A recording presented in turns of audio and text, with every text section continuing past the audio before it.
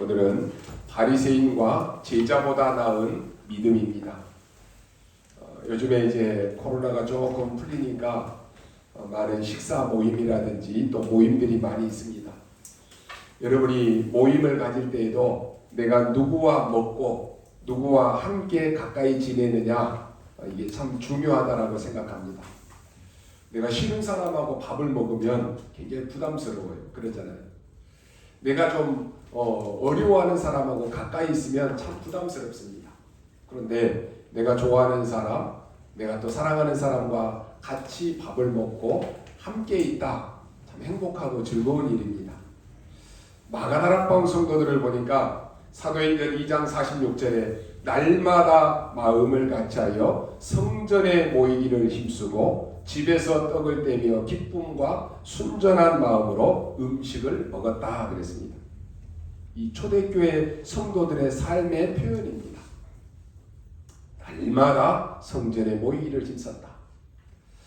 우리가 정말로 주를 위한 그 마음이 있다라고 하면은 교회에 모여서 우리가 함께 식사를 하고 교제하고 나누는 게요 얼마나 좋은지 모릅니다.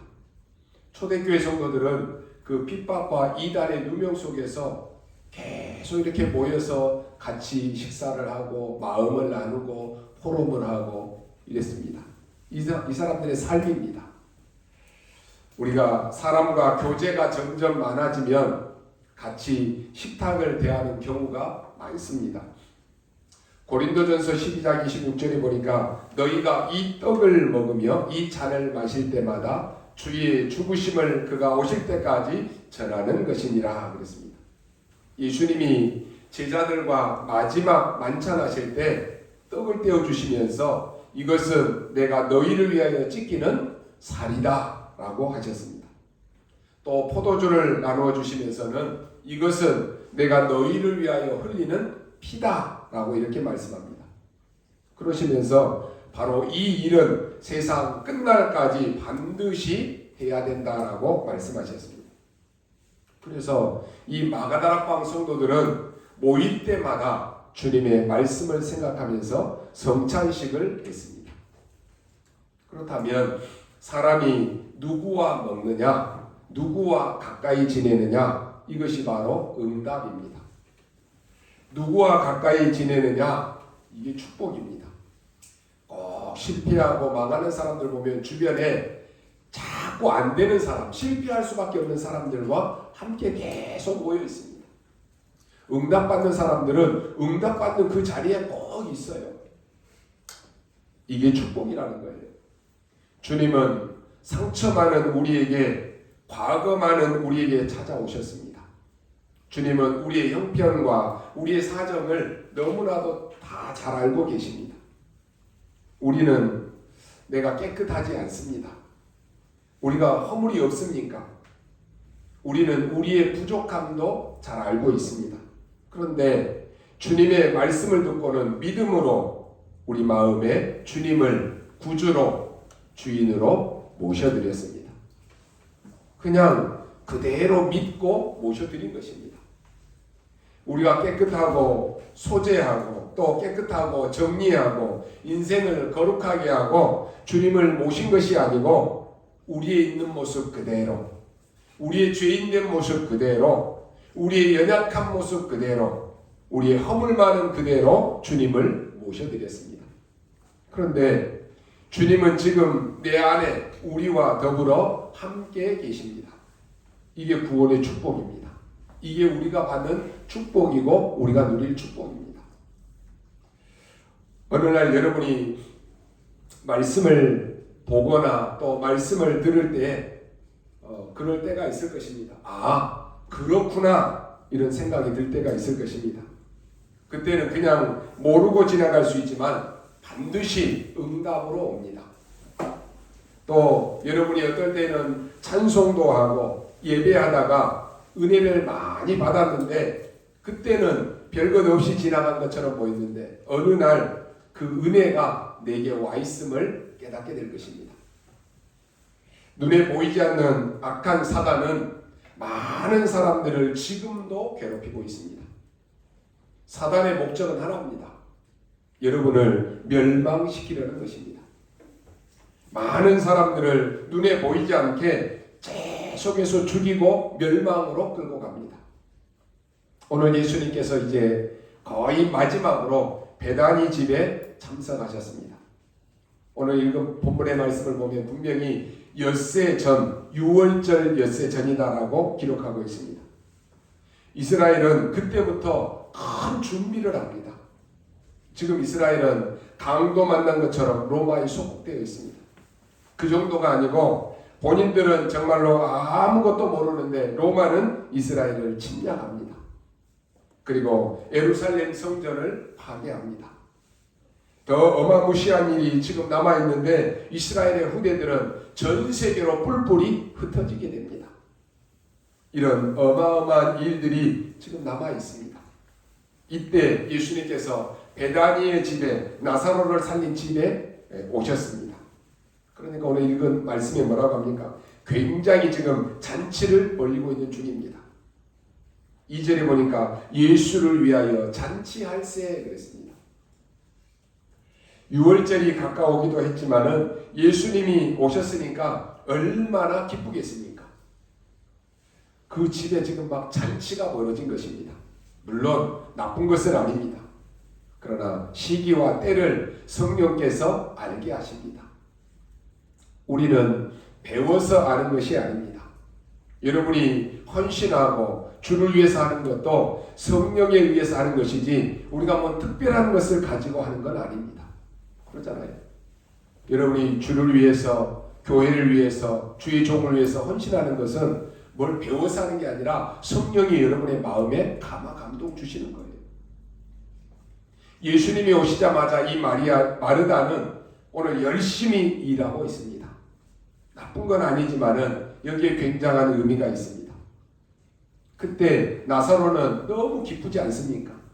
예수님 앞에 앉아서 막 얘기하는 그 중에 그 사이에 지금 있습니다. 그때였습니다. 여러분이 아시다시피 마리아가 전에부터 말씀을 잘 들었습니다. 이 마리아가 향유 한 병을 가져다가 난데없이 들고 나왔습니다.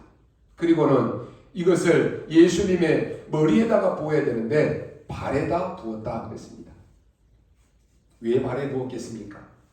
그때 당시에 유대인들은 머리를 풀어 다니지 않습니다. 근데 이 머리를 풀고 그 머리카락으로 그 향유를 붓고 발을 닦았다라고 말씀합니다. 그러고 있으니까요, 제자들은 거의 다가 아니 왜 마리아가 왜 저러지? 이런 수준이었습니다. 그 중에 오늘 이 가룟 유다라고 하는 사람이 말합니다. 가룟 유다는 제자 중에는 엘리트입니다. 그래서 예수님의 재정을 맡은 사람이에요. 돈깨를 맡았다 그랬어요. 이 사람이 이렇게 얘기합니다. 아니 그 비싼 향료를 팔면 300데나리온이라고 하는 어마어마한 돈을 받는데 그걸 가져다가 구제를 하고 가난한 사람들을 도와주면 얼마나 좋냐. 근데 왜 저걸 발에다가 부어가지고 다 낭비하느냐. 이렇게 얘기합니다. 얼른 우리가 듣기에는 맞는 말이잖아요. 아니 왜 저걸 아깝게 발에 부어 팔아가지고 돈을 가지고 가난한 사람들 도와주면 훨씬 더 나을 것인데 옳은 말이에요. 성경에는 기록하기를 이 가룟 유다를 돈 맡은 자, 또 도둑 이렇게 표현하고 있습니다. 되게 아끼는 척하면서 다른 사람을 위하는 척하면서 훔친 자라고 하는 것입니다. 그걸 가난한 사람에게 주지 왜 그렇게 낭비하느냐라고 말합니다. 이때 예수님께서 말씀합니다. 가만히 둬라. 나의 장래를 위한 것이다 라고 말씀합니다. 이 좀 굉장히 중요한 메시지입니다. 마태복음 26장 13절에 보니까 내가 진실로 너희에게 이르노니 온 천하에 어디서든지 이 복음이 전파되는 곳에는 이 여자가 행한 일도 말하여 그를 기억하리라 하시니라 라고 말씀합니다. 놀라운 일 아닙니까? 이 마리아가 어떻게 해서 이런 응답을 받았습니까? 마리아는 평상시에 예배와 말씀 받는 일에 최우선 순위를 두었습니다. 다른 게 없어요. 마리아와 마르다는 예수님을 맞이할 때 마르다는 최선을 다해서 봉사했습니다. 예수님을 대접하는 데 애를 썼습니다. 그런데 비교의식에 사로잡히고 결정적인 순간에는 실수합니다. 그럼 이 마리아는 예수님 앞에 앉아가지고는 말씀만 받고 아무 봉사도 안 했다라고 하는 말입니까? 아닙니다. 이 마리아는 말씀의 은혜 받고 향유를 붓는 이 참된 봉사를 한 것입니다. 예수 그리스도 되심을 나타내는 것만큼 여러분 참된 봉사가 없습니다. 우리의 참된 봉사는 사람을 살리고 현장 살리는 일입니다.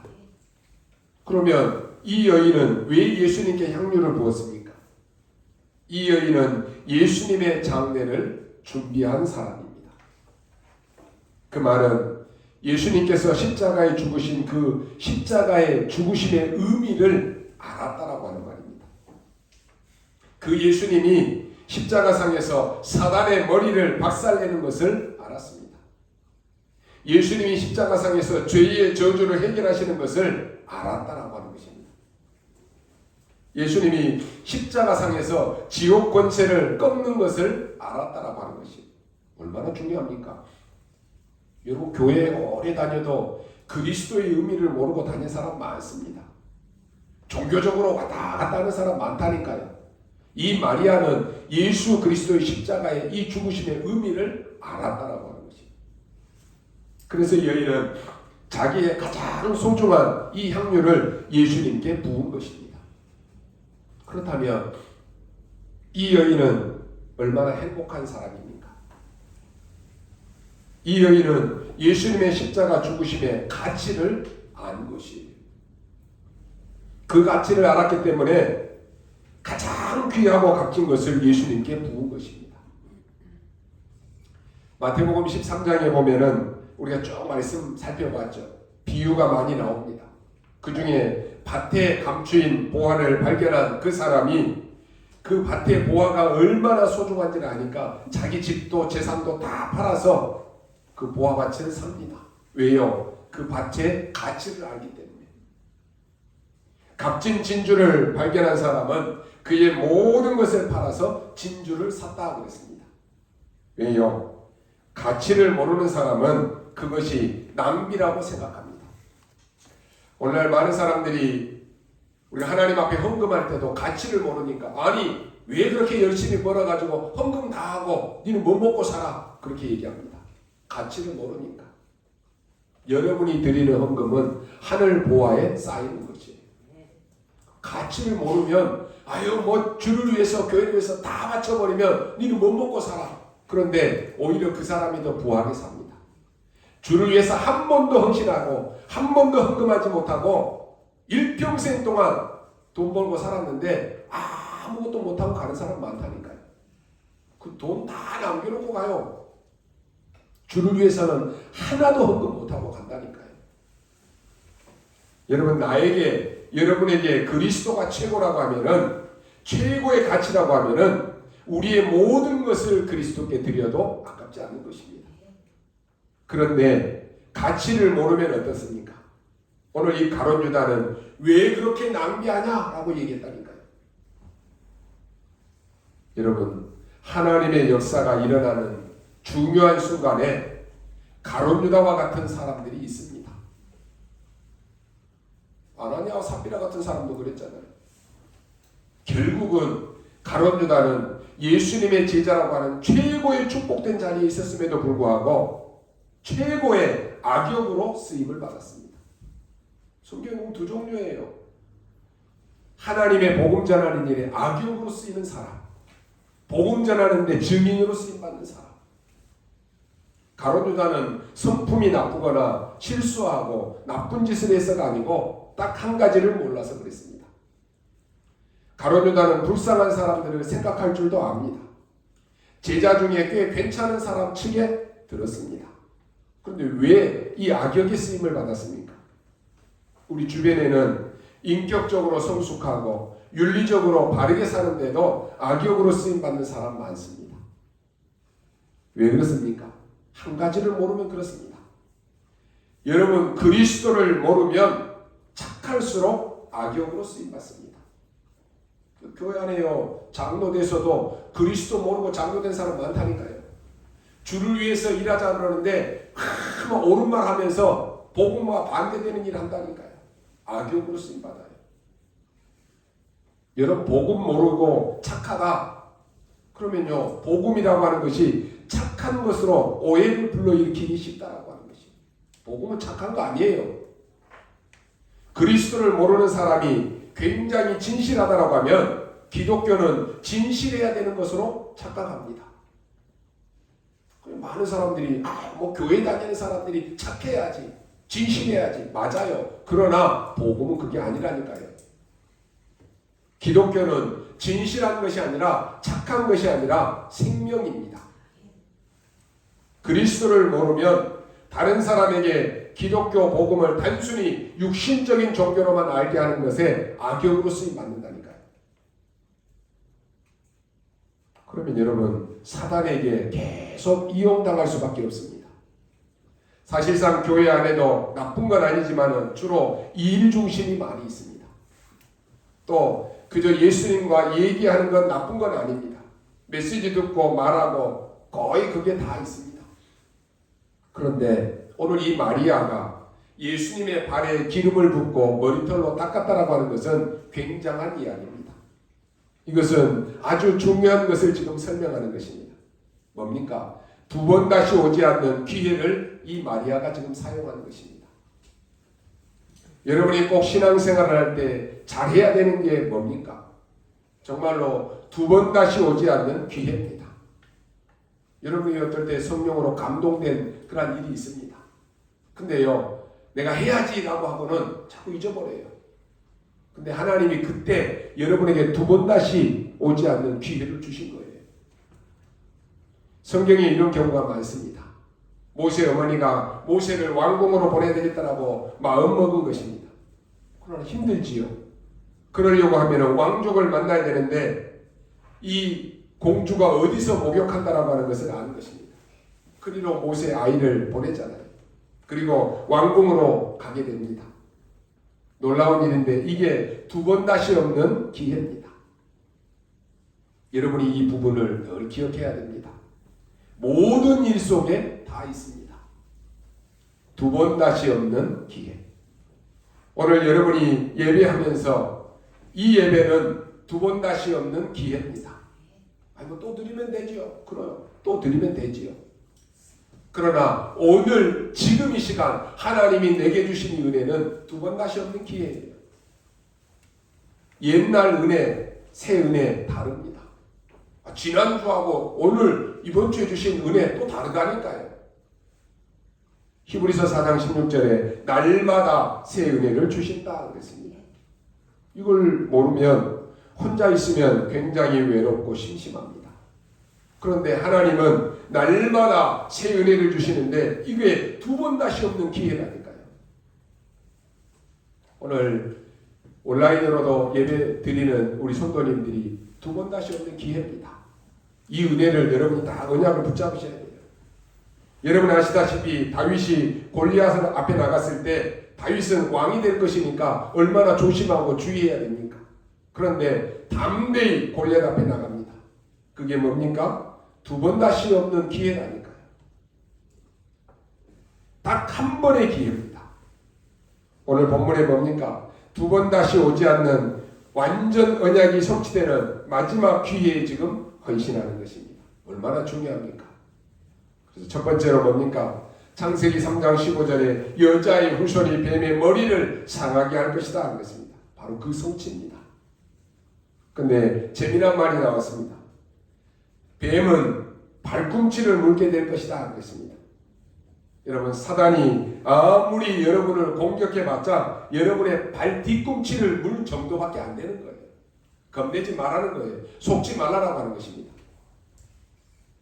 여러분, 사단은 여러분이 붙잡고 여러분의 주인 되신 그리스도와는 상대가 안 되는 것이. 왜 겁냅니까 우리가?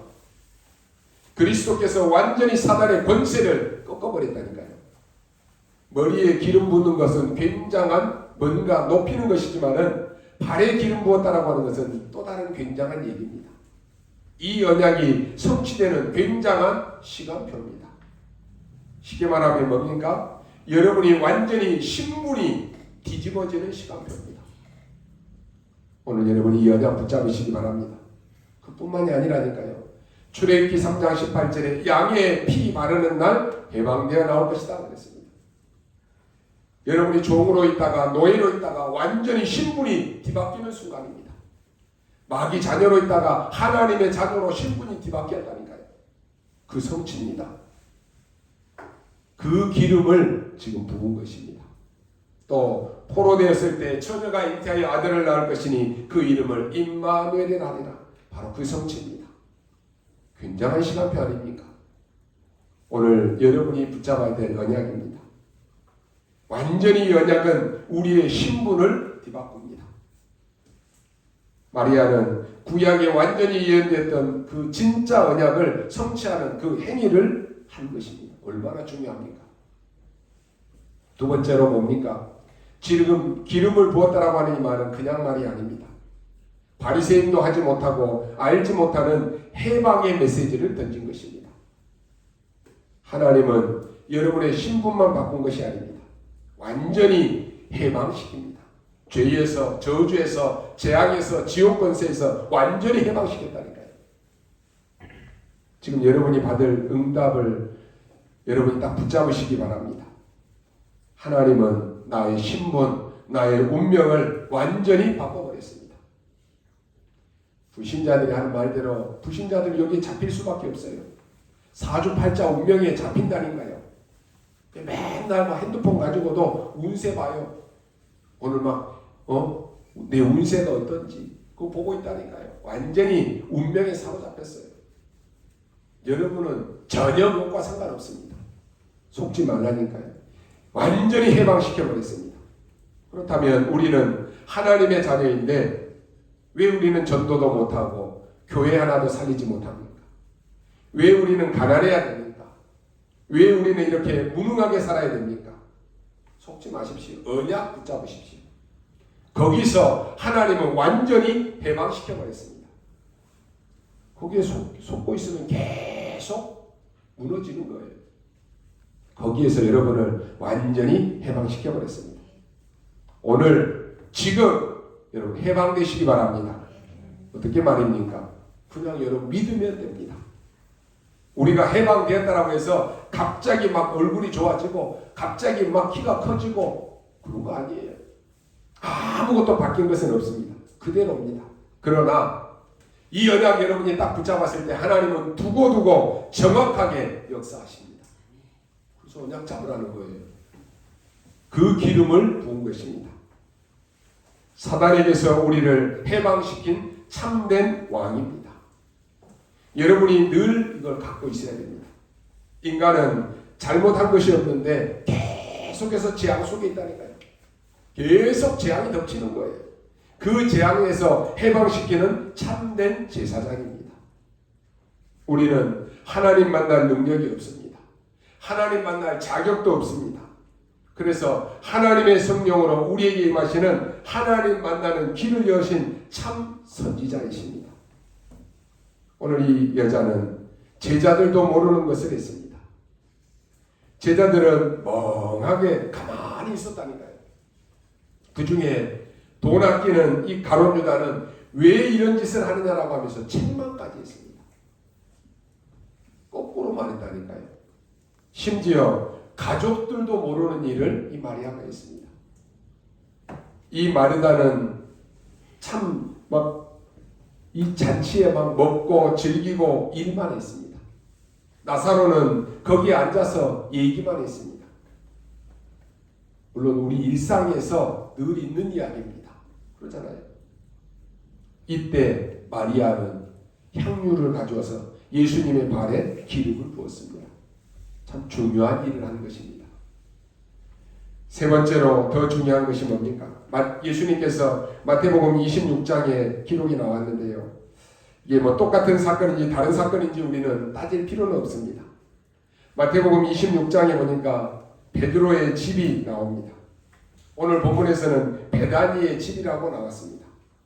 학자들이 말하기를 여러 가지로 해석하는데 우리는 뭐 해석을 그렇게 할 필요까지는 없습니다. 성경대로 믿으면 됩니다. 성경은 진리를 알리기 위한 것이지, 그래서 그대로 기록해 놓은 것이기 때문에 믿으면 되는 것입니다. 여기에 똑같이 나왔는데 예수님이 뭐라고 말씀합니까?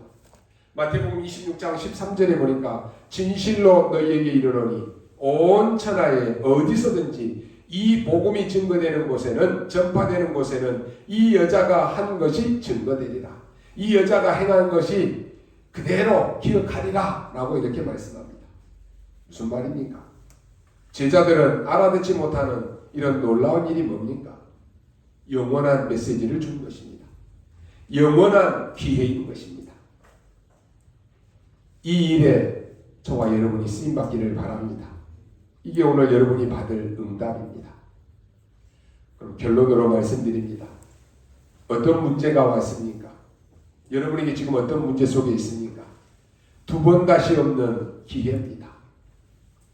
하나님의 것으로 바꾸는 완전히 해방되는 기회입니다. 여러분이 받은 언약 절대로 빼앗기지 않습니다. 여러분이 받은 구원 절대로 빼앗기지 않는다니까요. 영원한 기회입니다. 이 언약이 어떻게 됩니까? 정확하게 온 세계로 전파되었습니다. 여러분, 유대인이 누굽니까? 그렇게 핍박하는데 상관없이 증거되었다니까요. 확실한 증거 있지 않습니까? 로마가 얼마나 핍박했습니까? 그런데 로마를 이겼습니다. 여러분이 이 언약을 정확하게 잡으셔야 됩니다. 대부분의 사람들은 자기 입장 다 있습니다. 어제도 우리 말씀 나왔죠. 말씀 받을 때도 자기 입장으로만 말씀 받아요. 자기 수준으로만 말씀을 붙잡아요. 자기 마음에 닿는 것만 말씀 붙잡는다니까요. 그게 실패하는 거예요. 다 자기 입장 가지고 그렇게 얘기합니다. 네요. 오늘 많은 사람들이 이야기하기를, 아유, 목사님 말씀은 다 맞는데 사업하기가 목사님 지금 얼마나 어려운지 아십니까? 목사님 지금 장사하기가 얼마나 힘든지 아십니까? 목사님은 사업을 안 해봐서 그래요. 맞습니다. 맞을 것입니다. 물론 틀린 말은 아닐 것입니다. 그러나 절대 그렇지 않습니다. 여러분이 언약만 잡으면 반드시 오게 되어 있습니다. 이 체험을 해야 됩니다. 하나님의 말씀과 언약을 붙잡고 기도하고 있으면 반드시 오게 되어 있다니까요. 그래서 이 축복을 늘 누리는 것입니다. 그래서 여러분이 오늘부터 시작하십시오. 아침에 눈을 딱 뜨면 여러분이 생각나는 모든 것을 놓고 기도 시작하시기 바랍니다. 아침 시간은요 굉장히 빠릅니다. 금방금방 지나가요. 우리는 아침에 우리 새벽 예배를 또 줌으로도 드립니다. 줌으로 메시지 받고 10분 정도 돼요. 그래서 여러분이 10분 메시지 받고 준비하면서 짧은 시간에 여러분이 기도하십시오. 오늘의 모든 생각나는 것을 놓고 기도하라는 거예요. 여러분 말대로 완전히 현장은 지금 전부 옳은 것처럼 보이지만은 불신앙에 깔려 있습니다. 이걸 기도로 바꾸는 것입니다. 어떤 문제가 생겼다 그러면 집중 기도하시기 바랍니다. 혹 병든 사람이 있습니까? 낙심하지 마시고 고민하지 마시고 여러분 생각하지 마시기 바랍니다. 뭐 하면 되느냐? 집중 기도하십시오. 안 해봐서 잘 안 될 것입니다. 그래도 하십시오. 그리고는 어떻게 되는지 한번 확인하십시오. 오직 성령이 너희에게 임하시면 너희가 권능을 받고 땅끝까지 증인이 되리라 했습니다. 사업하시는 분이라든지 또 우리 중직자들, 우리 렘넌트 전도자들 걱정하지 마시고 밤 시간에는 여러분이 특별히 집중 기도하시기 바랍니다. 우리 금요 예배 때마다 우리 예배 드리고 기도합니다. 정 안 된다. 일주일에 한 번이라도 여러분 금요 예배 참석하십시오. 줌으로 예배하는데 그것도 안 된다. 그 시간까지 내가 일하고 있다. 그럼 할 수 없는 거죠. 근데 내가 일도 안 하고 있는데 그 시간에 나는 예배 시간인지도 모르고 있다. 여러분 영적 상태 점검해야 돼요. 우리 렘넌트들도 금요 예배 시간에는 참석하세요. 그 시간에 여러분이 말씀 붙잡고 집중해서 기도하십시오. 어느 정도 말입니까? 하나님의 증거가 확실하게 보일 때까지 기도하십시오. 그때까지 기도하는 것입니다. 왜요? 그럴 자격을 우리에게 주어졌다니까요. 정확하게 말하면 성령이 너희에게 임하시면, 이 말은 옛날에 그때 당시에는요 세례를 줄 때 물에다가 완전히 담겼습니다. 물 속으로 그냥 푹 담겼어요. 침례교에서는 그렇게 하죠. 침례라고 말합니다. 우리는 손에 물 묻혀서 머리에만 적시잖아요. 세례. 침례교에서는 푹 담그니까 침례. 그 당시에는 침례를 이렇게 했습니다. 그게 원래 세례 요한의 세례입니다. 그래서 요한이 세례받은 것처럼 성령으로 세례를 받아라. 그 성령이 충만하면 위에서부터 권능이 생길 것이다. 그랬습니다. 그러면서 예루살렘과 유다와 사마리아와 땅 끝까지 내 증인이 되리라. 그랬습니다. 일단 아무것도 응답이 안 와도 여러분 믿으시기 바랍니다. 뭘요? 나는 하나님의 자녀다. 나는 전도자다. 아무리 다른 사람이 아니라고 해도 그렇습니다. 그래서 여러분이 받은 이 축복, 구원 아무도 여러분 빼앗아갈 수 없습니다. 왜요? 하나님의 자녀니까. 어떤 문제가 와도 괜찮습니다. 왜요? 성경에 괜찮다 그랬습니다. 다른 사람 판단할 필요도 없습니다. 하나님의 뜻이 있는데 내가 왜 판단을 합니까? 잘못된 사람 뭐라고 말할 필요도 없는 거예요. 격려하고 깨닫게 해주면 됩니다. 그게 복음입니다. 복음 깨달으면 모든 것이 달라집니다.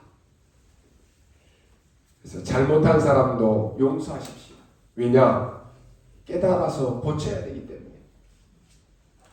여러분이 생각을 많이 하면 그것이 병이 됩니다. 그래서 생각을 생각으로 바꾸지 말고 생각을 기도로 바꾸시기 바랍니다. 여러분이 염려를 생각으로 바꾸면 반드시 죽습니다.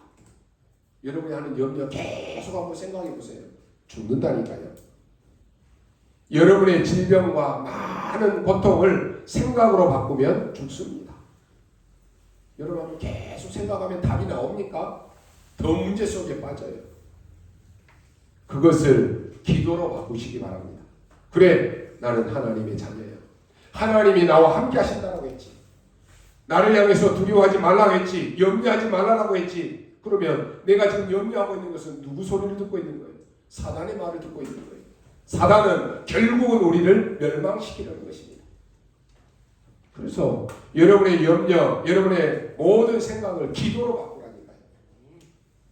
오늘 완전히 기름 부어 끝낸 것입니다. 신분을 바꾸는 기회입니다. 완전히 해방되는 기회입니다. 영원한 증거 가진 기회입니다. 여러분 아시다시피 루터를 아시죠? 그때 당시에 큰 종교 교회 앞에 말씀을 얘기했다니까요. 대항했던 것이 아니라 말씀을 얘기했습니다. 행위나 공로로 구원받은 것이나 돈을 받고 줘서 죄사함을 받는 것이 아니다라고 이렇게 얘기하는 것입니다. 그러면서 오직 복음으로 구원받는다. 맞는 말 했잖아요. 그러니까 이 중세교회가 루터에게 사형 선고를 내렸습니다. 아무리 그렇다고 해서 이 말 한마디 했다고 사형 선고까지 내릴 수 있습니까? 그래서 루터를 옮기는 중에 누가 납치를 했습니다. 그리고는 성에다가 숨겨두고 루터에게 성경을 번역시켰습니다. 이 한 사람의 선주 때문에, 이 한 명의 헌신 때문에 세계를 바꾼 것입니다. 누구나 사람은 배경이 있으면 힘이 있습니다. 부모가 힘이 있는 사람은 자녀가 힘이 있습니다. 돈이 많은 사람은 돈이 배경이니까 힘이 있습니다. 능력이 많은 사람은 능력이 배경이니까 힘이 있습니다. 그런데 오늘 저와 여러분에게는 눈에 안 보이는 배경이 있습니다. 그게 뭔지 아십니까? 기도의 배경입니다. 저는 정말로 감사한 것이 우리 성도님들이 저를 위해서 기도 많이 해주신다고 생각합니다.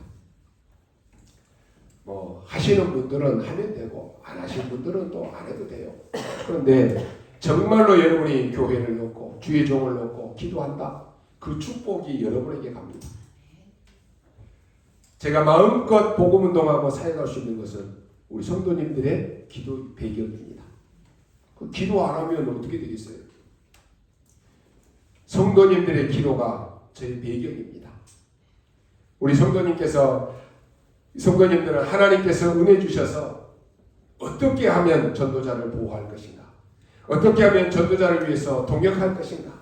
어떻게 하면 교회와 목회자의 식주인이 될까? 이런 마음을 가지고 계속 기도하는 것을 제가 느껴요. 그게 저의 배경이에요. 우리가 이 땅에 살면서 누가 나의 배경이 된다. 얼마나 큰 힘이 됩니까? 근데 우리에게는 근원적인 최고의 배경이 있습니다. 마태복음 28장 19절에 예수께서 나와 말씀하여 이르시되 하늘과 땅의 모든 권세를 내게 주셨으니 그랬습니다. 하늘과 땅의 모든 권세를 가지신 하나님이 우리의 배경입니다. 요셉이 노예로 팔려갑니다. 무슨 힘이 있습니까? 그런데 하나님이 요셉과 함께 하셨다 그랬습니다. 그게 요셉의 배경입니다. 나이 많은 모세 힘이 없습니다. 그런데 하나님이 모세와 함께 하신다라고 말씀합니다. 그 배경이 있으니까 모세는 담대하게 바로왕 앞에 나갑니다. 다윗은 쫓기는 그러한 삶을 살았는데 배경이 있었습니다. 그러니까요, 여호와는 나의 목자시니 내게 부족함이 없다라고 말합니다. 하나님이 나의 목자시요 하나님이 나의 배경이십니다. 그래서 그 많은 어려움들을 다 이겨냈습니다.